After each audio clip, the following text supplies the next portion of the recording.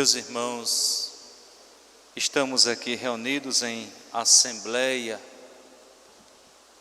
porque dá sentido à igreja, é a assembleia de povo reunido. E estamos vivendo este primeiro momento desta liturgia eucarística, que é a mesa da palavra. Tão importante, às vezes não pensamos assim, nem temos essa compreensão, que a mesa da palavra é tão importante quanto o pão repartido. Afinal, a palavra de Deus também é pão. Jesus mesmo é quem nos adverte: nem só de pão vive o homem, mas de toda palavra que sai da boca de Deus.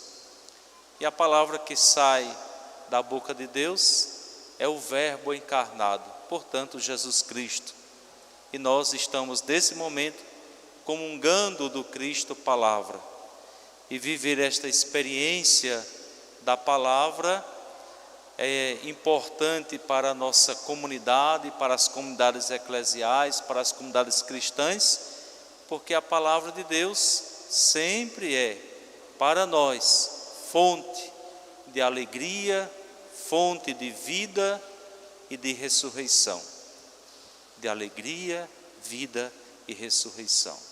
Porque nós estamos em comunhão com o próprio Cristo, o Filho de Deus, que é a alegria dos homens, que é a vida da humanidade e que é, portanto, a esperança da ressurreição de todos nós. Nesse período pascal, nós estamos celebrando exatamente a ressurreição de Jesus, que é a vitória do Redentor da humanidade sobre os nossos inimigos, o pecado e a morte. Nós já não pertencemos mais a essas realidades caducas do pecado e da morte, mas nós pertencemos à realidade da vida nova, alcançada para nós pelo triunfo de Jesus sobre o pecado e a morte, pela sua paixão, morte e ressurreição. Então, estamos vivendo esse primeiro momento da liturgia eucarística, comungando do Cristo palavra, que também será pão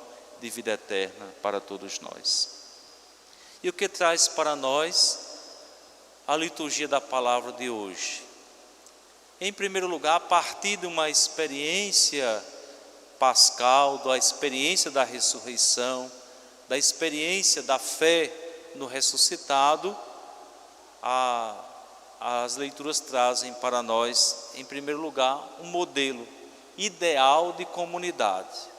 E veja como é bonita esta comunidade do Cristo ressuscitado, que nós encontramos na primeira leitura. É uma igreja em que os irmãos vivem unidos, em que os irmãos procuram colocar tudo em comum, em que os irmãos celebram a fé e todos os dias vão ao templo para rezar. Se a gente fosse fazer uma fotografia das nossas comunidades, a gente diria que nós estamos bem distante dessa realidade. Porque às vezes nós colocamos em primeiro lugar não a nossa experiência com Deus, mas a experiência nossa de mundo, né? E a gente deixa muitas vezes em primeiro lugar as desavenças, né?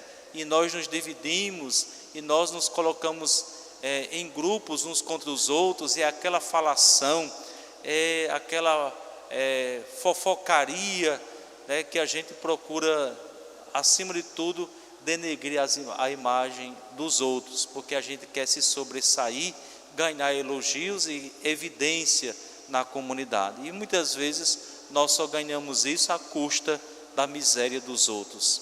Basta alguém cair numa desgraça de um pecado que nós apontamos o dedo e colocamos o dedo nas feridas, dizendo que nós somos melhores. Mas vejam, o ideal da comunidade cristã, da igreja, é que nós, apesar das nossas fragilidades, reconhecendo as nossas fraquezas, possamos dar as mãos e caminhar juntos, né? caminhar juntos. O ideal de comunidade está colocado aqui. E também não nos esquecer de ir à casa do Senhor, de viver a experiência da fé em comunidade, uma comunidade orante, uma comunidade que unida, procura o seu Senhor e Salvador, como diz a sequência pascal do domingo de Páscoa. Por quê? Porque o Senhor da igreja, o Senhor das nossas vidas, Ele vai caminhando à frente dos seus, vai abrindo o caminho e se tornando o caminho para nós, para a eternidade. Não podemos viver a nossa experiência de fé longe da comunidade, porque nós podemos cair na experiência da descrença. Vamos olhar então um pouco o Evangelho. Era ao anoitecer do primeiro dia. Lembremos-nos que semana passada, domingo passado, nós estávamos na madrugada do primeiro dia, fazendo uma experiência com o ressuscitado, a partir do que nos contaram as mulheres, entre elas Maria Madalena. Foram ao túmulo do Senhor para fazer uma visita ao túmulo do ressuscitado, como nós fazemos visita ao túmulo dos nossos entes queridos para lembrar a sua memória. E Jesus tinha sido muito importante para Maria Madalena e para aquelas mulheres. E na madrugada, então, elas se encontraram com o túmulo vazio e uma mensagem: não procurem entre os vivos, entre os mortos, aqueles que estão vivos. Vá, anunciem. E até eu fazia brincadeira aqui, porque seria que as mulheres foram as primeiras testemunhas da ressurreição. Será que era porque elas eram fofoqueiras ou porque eram discípulas missionárias?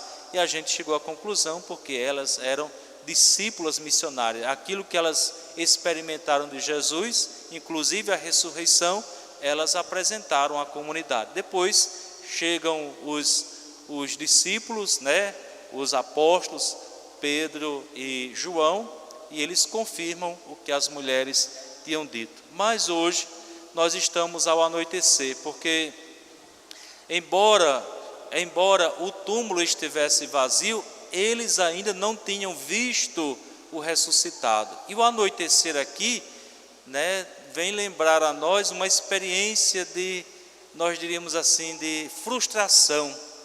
Anoitecer, depois de uma jornada inteira, nós vamos dormir e não vamos ver o ressuscitado.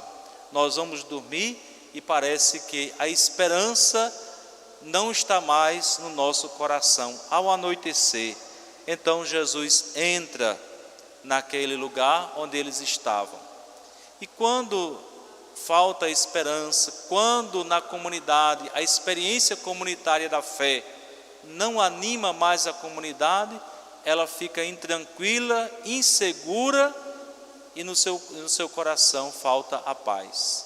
E quando Jesus chega para saudar a comunidade, a primeira coisa que ele oferece é: a paz esteja convosco. Esta paz que é necessária para que aquela comunidade renove a sua euforia, renove a sua esperança. E parece que isso foi renovado, mas faltava alguém, faltava Tomé. Ele estava fora, estava ausente, estava fora da comunidade, não fez a experiência com o ressuscitado. Por isso, não é à toa que o evangelista faz questão de dizer que Jesus volta para aquela comunidade para encontrar a todos, porque todos precisam viver a experiência comunitária da fé, para um, amparado no outro, no testemunho do outro, poder também renovar-se e caminhar, olhando para frente, na perspectiva da ressurreição, da vida nova. Por isso, 8 dias depois, o ressuscitado aparece e Tomé estava presente. E então Jesus oferece as suas chagas para que ele possa tocar. E faz parte da gente, sentir o outro. é o cheiro, é o olhar, é o toque. E há pessoas que, quando a gente, por exemplo, abraça, nos faz bem. Há pessoas que, quando a gente olha, transmite paz para as nossas vidas. Então, Tomé fez essa experiência do toque, e então ele pronuncia dentro da comunidade, que nós precisamos também fazer isso, dentro da comunidade. Meu Senhor e meu Deus. Quem é meu Senhor e meu Deus? Quem é? Esta é a grande interpelação que este segundo domingo da Páscoa traz para nós. Quem é o meu Senhor e meu Deus? Não pode ser o mito, não pode ser o outro mito, não podem ser os mitos, mas precisa ser o Senhor Jesus, porque só Ele venceu os nossos inimigos, o pecado e a morte. Só Ele nos dá a ressurreição, só Ele nos dá vida e vida em plenitude. E então Jesus faz um convite a Tomé e a toda a comunidade: não sejas incrédulo, mas fiel. É para nós isso hoje, para mim, para você que está aqui no templo, para você que está na sua casa. Não sejas incrédulo, mas fiel. E depois então Jesus deixa um grande sinal para a humanidade, em nome da misericórdia que renova, da misericórdia que restaura corações feridos, da misericórdia que sara feridas. O que é o sinal dessa misericórdia? É o perdão. Jesus diz: recebei o Espírito Santo, soprou sobre eles e diz: recebei o Espírito Santo. A quem perdoardes os pecados, eles lhes serão perdoados. A quem os retiverdes, a quem não for capaz de entender esse perdão, que seja dado mais tarde. Ensine e que seja dado mais tarde esse perdão. A quem os retiverdes, eles lhes serão retidos.